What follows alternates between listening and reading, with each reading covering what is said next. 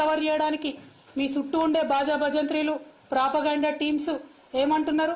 అయ్యో అంబులెన్స్ వచ్చింది రాగానే మా ముఖ్యమంత్రి తవ్విచ్చింది అంటున్నారు. ఇయ్యాలే కదా, మినిమం కట్టసి కదా. చెప్పిన మాట తప్పి ఉల్టా ప్రాపగాండా చేసుకోవడం. కేవలం ఈ ఒక్క విషయమే కాదు, కుటుంబ పాలన అంటుంది. మరి వాళ్ళు అధికారికంగా మీ సోదరులు కొంతమంది జిల్లా రివ్యూలలో వేదిక మీద కూర్చోబడుతుంది, ఇంకా కొంతమంది సోదరులు వేరే వేరే నియోజకవర్గాలకు ఇన్ఛార్జీలు ఉండబడుతుంది, ఇంకా కొంతమంది సోదరులు ఏమేం పనులు చేస్తున్నాయో ప్రజలందరికీ కూడా తెలుసు. సమయం సందర్భం వచ్చినప్పుడు తప్పకుండా అవన్నీ కూడా బయట పెట్టడం జరుగుతుంది.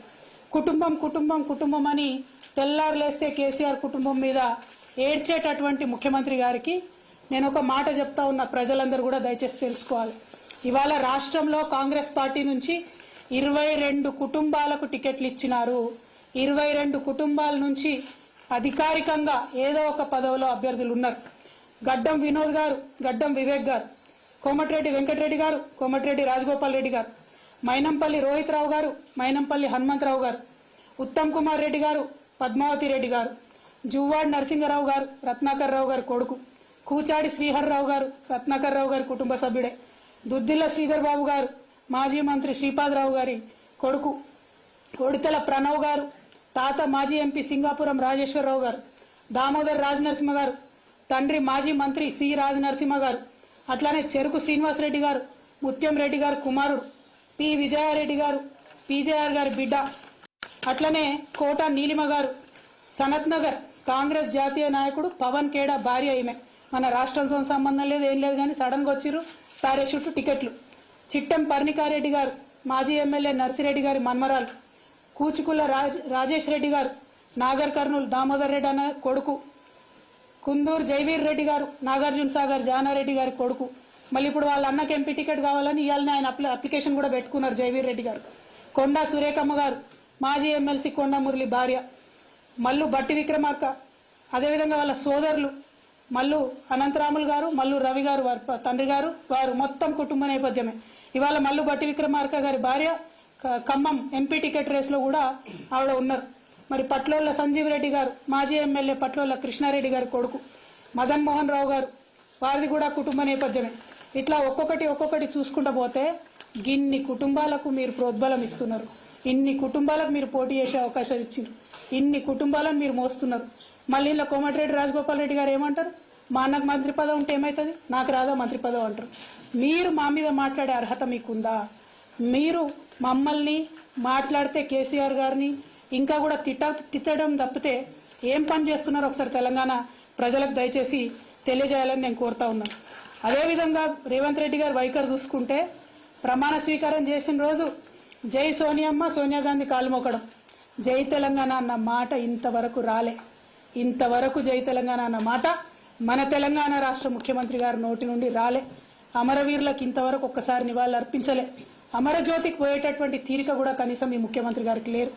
దయచేసి తెలంగాణ ప్రజలు ఒక్కసారి ఇటువంటి ముఖ్యమంత్రి కేసీఆర్ గారి మీద ఆరోపణ చేస్తూ ఉంటే ఆయన నీతి ఏంది, ఆయన నైజం ఏంది, ఆయన వైఖరి ఏంది, ఆయన యొక్క లక్ష్యం ఏంది, అల్టిమేట్ గా ఒక్కసారి మీరు ఆలోచన చేయాలి. జై తెలంగాణ అనడానికి తీరిక లేనటువంటి వ్యక్తి, అమరవీరులకు నివాళులు ఇర్పించడానికి తీరిక లేనటువంటి వ్యక్తి ఆంధ్రజ్యోతి పత్రికాధిపతి ఇంటికి పోయి ముఖ్యమంత్రి హోదా మర్చిపోయి ఈయన వెయిట్ చేస్తాడు, ఆయన రాడు. మీరు తాకట్టు పెడుతున్నది తెలంగాణ ప్రజల యొక్క గౌరవం. మీరు ముఖ్యమంత్రి హోదాలో ఒక పత్రికాధిపతి ఇంటికి పోతే కనీసం మర్యాదగా ఒకరు వచ్చి మిమ్మల్ని రిసీవ్ చేసుకోవాలి. మాకు మీరు తెలంగాణ ముఖ్యమంత్రిగా ముఖ్యమంత్రి హోదాను తగ్గించడం తెలంగాణ ప్రజలుగా మేము బాధపడతా ఉన్నాం. డెఫినెట్ గా మీ ప్రతి వైఖరి, మీ ప్రతి అడుగు, ప్రతి ఒక్క అంశం మీరు మమ్మల్ని ఎంత విమర్శ చేస్తా ఉన్నారో ప్రజలు కూడా మిమ్మల్ని అంత గమనిస్తూ ఉంటారు. అయినా ఒక పని జరిగిపోయింది, ఎలక్షన్ రిజల్ట్ వచ్చింది, ఇవాళ మీరు అధికారంలో ఉన్నారు. మిమ్మల్ని సూటిగా ఒక ప్రశ్న అడుగుతా ఉన్నాం. ఎస్, అసెంబ్లీలో పూలే విగ్రహం పెట్టాలని వాళ్ళు నేను డిమాండ్ చేస్తా ఉన్నా. నేను 10 ఏళ్లు బీఆర్ఎస్ ప్రభుత్వం ఉన్నప్పుడు మా ప్రభుత్వాన్ని ఎప్పుడు నేను అడగలేదు కాబట్టి వాళ్ళు పెట్టలేదు. ఇవాళ నేను మిమ్మల్ని అడుగుతా ఉన్నా, సుత్తి లేకుండా సూటిగా ఒకటే జవాబు చెప్పండి. పూలే విగ్రహం అసెంబ్లీలో పెడతారా, పెట్టారా? Simple as that. మిగతా అంశాలు మీరు అభివృద్ధి గురించి మాట్లాడొద్దన్నారు కాబట్టి ఆ డెడ్ లైన్లు చెప్తలేం. కానీ కొన్ని రాజకీయపరమైనటువంటి అంశాలు, బీసీ డిక్లరేషన్ వచ్చి మీరు మా కామారెడ్డిలో చేసినారు. ఆనాడు మీరేం మాట్లాడినరు? బీసీల జనగణన అధికారంలోకి వచ్చిన 6 నెలల్లో చేస్తామన్నారు. ఆల్రెడీ 2 నెలలు గడిచిపోయినాయి. ఇంతవరకు మీరు కనీసం ఆర్డర్ కూడా ఇవ్వలే. నా మాటనే జీవో అంటారు కదా, మరి నా మాటనే జీవో అంటే ఈ పాటికి పని ప్రారంభం అయి ఉండాలి. ఎందుకు అవ్వలేదు పని ప్రారంభం? బీసీలు అంటే గౌరవం లేదా? బీసీలకు 6 నెలల లోపల మీరు జనగణన చేపట్టకపోతే మీరు వాగ్దానం చేసినట్టు 42% రాజకీయంగా రిజర్వేషన్లు ఎట్లు ఇస్తారు? ఈసారి మిస్ అయితే మళ్ళా 5 ఏళ్ల పాటు బీసీలకు రాజ్యాధికారంలో వాటా ఎట్లా ఇస్తారు? మేము మిమ్మల్ని తొందర పెట్టడానికి ఈ ఎజెండా ఇప్పుడే చేయమని అడగడానికి ఒకటే కారణం. 42% బీసీలకు రిజర్వేషన్ ఇవ్వాలంటే వితిన్ 6 months మనకు రిజల్ట్ రావాలి జనగణన, తర్వాతనే రిజర్వేషన్ ఇచ్చేటటువంటి ఆస్కారం ఉంటుంది. అట్లానే ఎల్లుండి శాసనసభ కార్యక్రమాలు జరగబోతా ఉన్నాయి 10వ తారీఖు నాటి నుంచి. మరి ఆనాడు జరిగే శాసనసభలో ఈసారి పెట్టే బడ్జెట్లో మీరు వాగ్దానం చేసినట్టుగా బీసీలకు 20,000 కోట్లు కూడా మీరు బడ్జెట్లో పెట్టాలని చెప్పి ఈ సందర్భంగా నేను డిమాండ్ చేస్తా ఉన్నాను. 2 ప్రధానమైన డిమాండ్లు. మనకు బీసీలకు రాజ్యాధికారం మిస్ అవ్వకుండా 42% వాటా ఇస్తా అని మీరు వాగ్దానం చేశారు కాబట్టి తక్షణమే జనగణన ప్రారంభించండి. రెండవది, ఈసారి అసెంబ్లీలో పెట్టే బడ్జెట్లో 20,000 కోట్లు బీసీలకు బడ్జెట్ పెట్టండి అని చెప్పి మేము డిమాండ్ చేస్తూ ఉన్నాం. అదేవిధంగా ఇంకొక విషయం కూడా తెలంగాణ ప్రజలు దయచేసి గమనించాలి. నిన్న మొన్న కేంద్ర ప్రభుత్వం బడ్జెట్ పెట్టింది 1వ తారీఖు నాడు. 1వ తారీఖు నాడు కేంద్ర ప్రభుత్వం బడ్జెట్ పెడితే 0 అండి. తెలంగాణకు వచ్చిన బడ్జెట్ 0, 0 బడ్జెట్ వచ్చింది తెలంగాణకు. తెలంగాణ రాష్ట్ర ముఖ్యమంత్రి గారు 2 రోజులైతున్నా కనీసం నోరు మెదిపి మా రాష్ట్రానికి ₹1 కేంద్రం ఇవ్వలేదని మాట్లాడడం లేదు. ఎందుకోసం మాట్లాడతలేరు? దేనికోసం భయపడతా ఉన్నారు? మీరు కాదా బీజేపీకి వంతపాడుతూ ఉన్నది? మీరు కాదా బీజేపీ పార్టీని రక్షిస్తూ ఉన్నది? ఎందుకు ప్రజల మధ్యలోకి వచ్చి బీజేపీని ఎక్స్పోజ్ చేస్తలేరు? ఉల్టా మా మీద బండాలు వేయడం తప్పితే ఒక్కసారన్నా రాష్ట్రం ఇంట్రెస్ట్లో మీరు మాట్లాడారా అని చెప్పి రేవంత్ రెడ్డి గారు నేను అడుగుతా ఉన్నాను. అట్లానే ఈ రాష్ట్రంలో వీళ్ళు అధికారంలోకి వచ్చిన 60 రోజులలో దాదాపు ఒక 18-20 కొత్త నియామకాలు సృష్టించడం జరిగింది.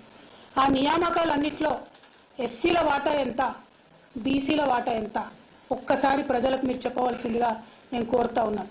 అంటే మీ యొక్క పరిపాలనలో 60 రోజులు జరిగిన ఈ పాలనలో సామాజిక దృక్కోణం అనేటటువంటిది మాకు కనబడతలేదు. తెలంగాణ అంటేనే సబ్బండ వర్ణాలకు సంబంధించినటువంటి జాతి మన తెలంగాణ జాతి. అందుకే కేసీఆర్ గారు 2001లో పార్టీ పెట్టినప్పుడు ఆనాడే నిర్ణయం తీసుకున్నారు. పార్టీ ప్రతి కమిటీలో 50% బీసీలకు రిజర్వేషన్ ఉంటుందని అన్నారు. 2001 నుంచి ఇవాళ 2023 వరకు కూడా మా పార్టీలో అన్ని కమిటీలలో బీసీలకు 51% వాటా ఇస్తున్నామని సగర్వంగా మేము తెలియజేస్తా ఉన్నాం.